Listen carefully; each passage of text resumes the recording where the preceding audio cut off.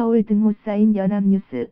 강혜란 이보배 기자 등호 쌓인 박근혜 전 대통령이 국정농단 사건에 이어 국가정보원 특수활동비 뇌물 상납 사건으로 2개의 재판을 받게 되면서 각 재판이 어떻게 흘러갈지 관심이 쏠린다.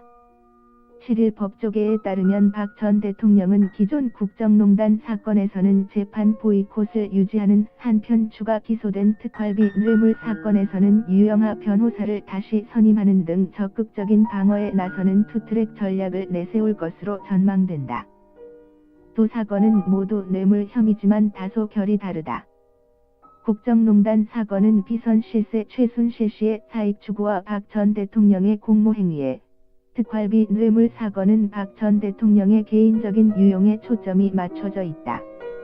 박 전 대통령은 국정농단 사건과 관련해서는 국정 수행의 일환일 뿐 최 씨가 벌인 불법적인 일들을 모른다는 입장을 고수해왔다. 하지만 구속기간 연장이 결정되고 유죄가 선고될 경우 중형이 예상되는 등 무력감이 깊어지면서 정치적 희생양이라는 프레임을 내세우는 전략을 택한 것으로 풀이된다.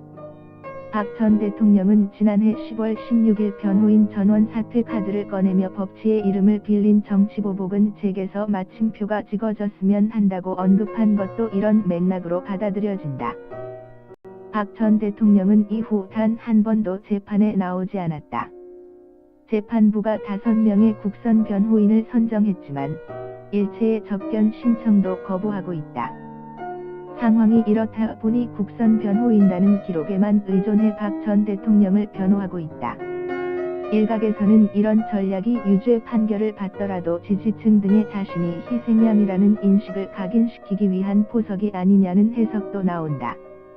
반면 특활비 뇌물 사건에서는 어떻게든 재판 과정에서 혐의를 벗어야 한다는 절박감이 작용하면서 호위무사로 불리는 유 변호사를 선임한 것으로 보인다. 검찰이 박 전 대통령의 특활비 사용처로 지목한 삼성동 사저관리 수리비, 기치료 및 주사 비용, 문고리 3번지 인방 경력금 등은 국정 수행과 거리가 멀다. 대통령 재임 당시 국가 돈을 쌈짓돈으로 사용했다는 의혹은 정치적으로 치명적일 수밖에 없다. 게다가 국정농단 사건에서 사익을 추구한 적이 없다고 강조해온 박 전 대통령으로서는 유죄가 인정되면 정당성을 잃게 된다. 또 이번 사건은 국정농단 사건과 달리 공소사실이 박 전 대통령과 직접 맞닿아 있고 관련자들이 박 전 대통령의 지시를 받았던 하급자란 점에서 적극적인 방어권 행사가 필요하다는 해석도 나온다.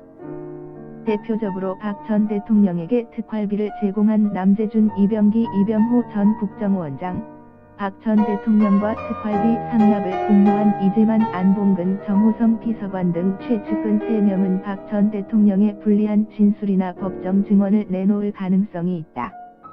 특히 36억 5천만 원 가운데 이재만 전 총무비서관을 통해 관리된 것을 제외하고 이재만 정호성 전 비서관이 박 전 대통령에게 직접 전달했다는 약 20억 원의 용처가 불분명해 이 돈이 어디에 쓰였는지 검찰의 수사가 계속될 예정이다.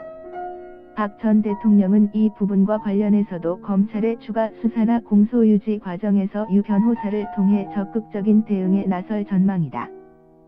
한편 특활비 뇌물 혐의가 유죄로 인정될 경우 박 전 대통령 자신이 재임할 당시 정부가 마련한 전두환 추징법, 공무원 범죄에 관한 몰수 특례법에 의해 개인 재산을 추징해 국고로 환수할 가능성이 있다.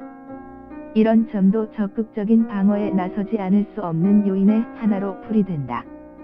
2013년 6월 마련된 전두환 추징법에 따라 공무원이 뇌물 등 불법으로 취득한 재산에 대한 몰수 추징 시효가 3년에서 10년으로 연장됐다.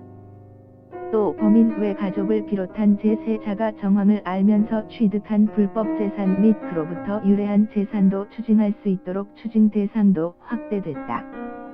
검찰은 박 전 대통령이 국정원으로부터 뇌물로 받은 금액을 36억 5천만 원으로 봤다.